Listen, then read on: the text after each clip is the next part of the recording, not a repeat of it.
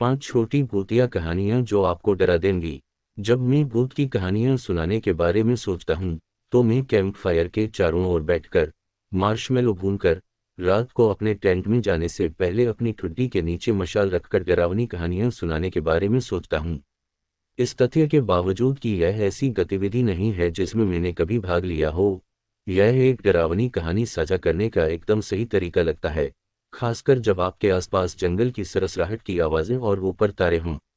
खैर, भले ही आप जंगल में न हों, छोटी भूत की कहानियां सुनाना समय बिताने का एक शानदार तरीका है।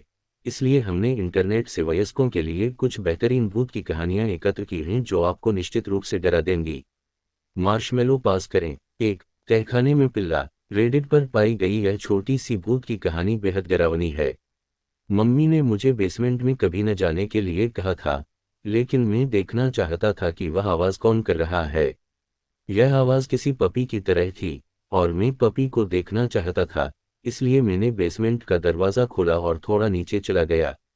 मुझे कोई पपी नहीं दिखा, और फिर मम्मी ने मुझे बेसमेंट से बाहर निकाला और मुझ पर किल मम्मी ने मुझ पर पहले कभी चिल्लाया नहीं था, और इससे मैं दुखी हो गया और मैं रो पड़ा। फिर मम्मी ने मुझे कहा कि मैं फिर कभी बेसमेंट में न जाऊं, और उन्होंने मुझे एक कुकी दी। इससे मुझे अच्छा लगा, इसलिए मैंने उनसे यह नहीं पूछा कि बेसमेंट में मौजूद लड़का पपी की तरह आवाज़ क्यों कर रहा था, या उसके हाथ या पैर क्यों नहीं थे। 2. नन कक्सा। मिशेल पॉक्लिकयंग को अपनी 2 साल की बेटी के साथ एक अजीब अनुभव हुआ, जिसे मूवी पायलट को प्रस्तुत किया गया। जब मेरी बेटी 2 साल की थी, तो मैंने उसे कागज़ के टली की टेबोम को हवा में घुमाते हुए पाया, जो रस्सी से बंधी हुई थी। मैंने उससे पूछा कि वह क्या कर रही थी। उसने कहा कि वह अपने नन कक्षा का अभ्यास कर रही थी। मैं बहुत उलझन में थी क्योंकि उसे यह जानने का कोई तरीका नहीं था कि वे क्या थे।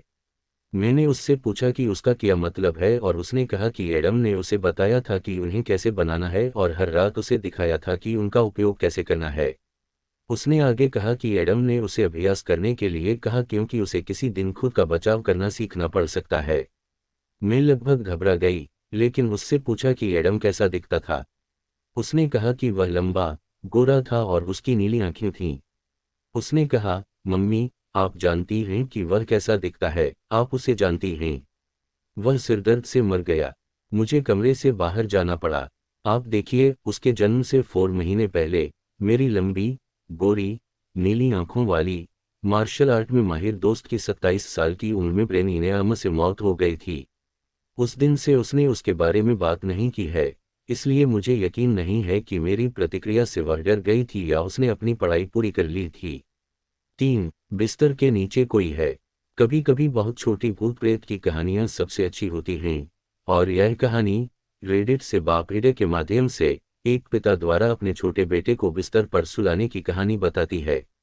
मैंने उसे बिस्तर पर लिटना शुरू किया और उसने मुझसे कहा, पिताजी, मेरे बिस्तर के नीचे राक्षसों की जांच करें। मैंने उसके मनोरंजन के लिए नीचे देखा और उसे, दूसरे को, बिस्तर के नीचे, मुझे घूरते हुए, कांपते हुए और पसपसट हुए देखा। पिताजी, मेरे बिस्तर पर कोई है। 4. कुर्सी। यह छोटी सी कहानी काफी हद तक सौम्य तरीके से शुरू होती है, जिसमें एक दोस्ताना दिखने वाला भूत बच्चों के साथ खेलता है। लेकिन जब आप भूत की उत्पत्ति के बारे में सीखते हैं, और यह भी कि भूत कमरे में वस्तु को क्यों घुमा रहा है, तो यह जल्दी ही बहुत डरावनी हो जाती है। स्कपहपा द्वारा रेडिट के माध्यम से प्रस्तुत। जब मेरी बहन अफसे और मैं बच्चे थे, तो हमारा परिवार कुछ समय के लिए एक आकर्षक पुराने फार्म हाउस में रहता था। हमें इसके धूल भरे कोनों की खोज करना और पिछवाड़े में सेब के पेड़ पर चढ़ना बहुत पसंद था। लेकिन हमें भूत सबसे ज्यादा पसंद था। हम उसे माँ कहते थे, क्योंकि वह बहुत दयालु और पालन पोषण करने वाली लगती थी। कुछ सुबह अफसे और मैं उठते और हमारे प्रत्येक नाइट स्टैंड पर एक कप पाते जो पिछली रात नहीं रखा गया था।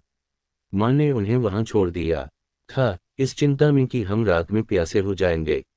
वह बस हमारा ख्याल रखना चाहती थी। घर के मूल साज सामान में एक पुरानी लकड़ी की कुर्सी थी जिसे हम लिविंग रूम की पिछली दीवार के पास रखते थे। जब भी हम व्यस्त होते, टीवी देखते या कोई गेम खेलते, माँ उस कुर्सी को कमरे के पार, हमारी ओर धीरे धीरे आगे बढ़ाती। कभी कभी वह इसे कमरे के बीचों बीच ले जाती। हमें इसे वापस दीवार के पास रखने पर हमेशा दुख होता। माँ बस हमारे पास रहना चाहती थी। कई साल बाद जब हम वहाँ से चले गए थे, मुझे एक पुराना अखबार मिला जिसमें ओमासा की मूल निवासी एक विधवा के बारे में लिखा हुआ था। उसने अपने 2 बच्चों को सोने से पहले जहरीला दूध पिलाकर उनकी हत्या कर दी थी। फिर उसने खुद को फांसी लगा ली। लेख में ओमासा के लिविंग रूम की एक तस्वीर शामिल थी, जिसमें एक महिला का शव बीम से लटका हुआ था। उसके नीचे गिरी हुई वह पुरानी लकड़ी की कुर्सी थी, जो कमरे के ठीक बीच में रखी हुई थी। वक्फताम वक्फताम वक्फताम। क्या यह ठंड बढ़ गई है, या यह सिर्फ मुझे ही महसूस हो रहा है? 5 घर पर भूत। मेरी पसंदीदा लघु भूत कहानियों में से एक में एक आदमी सोचता है कि उसने अपना फोन खो दिया है और कोई उसके साथ चाल चल रहा है।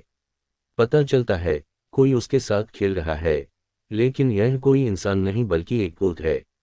बापीडा द्वारा रेडिट के माध्यम से प्रस्तुत किया गया। कल रात एक दोस्त ने मुझे स्थानीय बार की संगीत रात में शुरुआती कार्यक्रम देखने के लिए घर से बाहर निकाला। कुछ ड्रिंक्स पीने के बाद मुझे एहसास हुआ कि मेरा फ़ोन मेरी जेब में नहीं है। मैंने जिस टेबल पर हम बैठे थे, बाथरूम की जांच की, और जब कोई किस्मत नहीं मिली तो मैंने अपने दोस्त के फ़ोन का इस्तेमाल करके अपना फ़ोन किया। 2 रिंग के बाद किसी ने फ़ोन उठाया। एक धीमी सी कर्कश हंसी के साथ फ़ोन काट दिया। उन्होंने फिर से फ़ोन नहीं उठाया। मैंने आखिरकार इसे एक खोया हुआ मामला मानकर घर की ओर चल दिया। मैंने पाया कि मेरा फ़ोन मेरी नाइटस्टैंड पर पड़ा था, ठीक वहीं जहां मैंने उसे छोड़ा था।